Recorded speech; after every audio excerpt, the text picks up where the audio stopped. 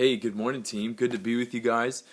Wanted to throw out a leadership podcast to you before we left on our cruise, so you guys have something to gnaw on throughout the week. Gonna miss you guys on Wednesday, but man, I know you guys are gonna kill it. You guys are gonna do awesome. But listen, I feel so blessed to be part of a team that, man, you guys can just take over, own the night, and we seriously, as a youth ministry, will not even skip a beat. So very excited about what you guys are going to do. You guys are going to absolutely kill it. So that being said, let's go ahead and get on with our leadership podcast today. Today is part 3 of Cultivating a Healthy Ministry. Part 1 and 2, if you guys missed it, go back. Please watch those. It's good stuff. But part 1, we talked about vision, and in part 2, we talked about conviction. And the idea behind those is that we need vision to kind of direct or lay out a compass of the direction that God wants us to go. Conviction is what mobilizes that vision. Without conviction, our visions are simply an idea. And we don't want God's visions for our youth ministry to die. And so we need the conviction to compel us to fulfill that. And so I want to take it one step further today and talk about goals, because goals is the next step. If we are going to fulfill this vision, if we're going to be pumped up about it, we got this conviction, this strong, God, let's do this.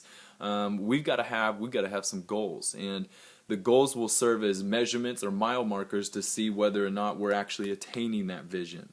And so they're very important. Now, some people hate goals, some people love goals. I personally love goals. They've been a huge part of my life as an athlete and my life as a business owner. And so I love goals. They're a great way to gauge, am I hitting the target? Am I hitting the bullseye? Are we on track? Are we progressing, or are we digressing? Are we moving forward, or are we staying put? People who write down goals, it is said that they're 33% more likely to actually fulfill or attain that goal. And so, for us within a specific vision, goals are what we implement if we look at the vision and then work backwards. As Pastor Josh always says, find your end goal vision and then kind of work back and set mile markers along the lines. That's how we want to treat these goals. And so when it comes to goals, we need to have a name to them. And what I mean by that is we need to be specific. The goals should be attainable, specific, and should be able to fit within a specific time frame.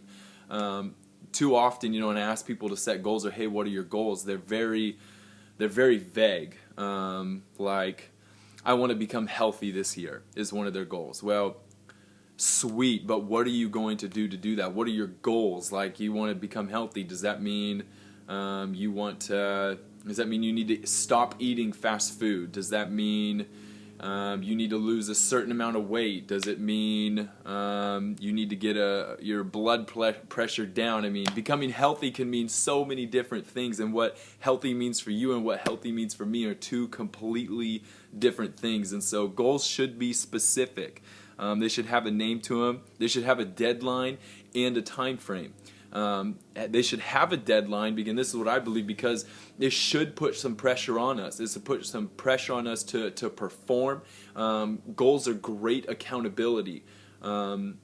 It's not always or necessarily always a bad thing if you don't hit a goal, because if then this isn't a goal, but let me just throw this out there. Let's say our goal was to grow to 200 students this year by December 31st, and we grew to 150. We didn't hit our goal. But does that mean that totally sucks? Absolutely not. We grew to 150 students. That in and of itself is amazing. But those goals are good to have because they create an accountability. They're not meant to be a burden to us, but they are meant to serve as accountability. And so they should have a time frame. They should have a deadline. They should be specific. We should put names to them. Because the more specific we can make them, the more we can define the mile markers, and the more we can define, man, are we getting better? Are we doing what God has asked us to do? And so for you guys, I want this to be a personal response from you guys. I want to hear from you in your own personal lives. What are some goals that you have this year? What are some goals that you want to fulfill personally by the end of this year? By the time December 31st hits, you're like, man, I want to have this accomplished. And so I guess I just open this up for you guys to be vulnerable and just ask, what are some goals that you have? Make them specific, put a name to it, put a time frame, deadline, make it as specific as possible. And because if you can specify it, you can clarify it, it's just only going to work to your advantage. So that's what we're looking for in this podcast. Hope that's specific enough. And yeah, looking forward to hearing from you guys. All right, peace.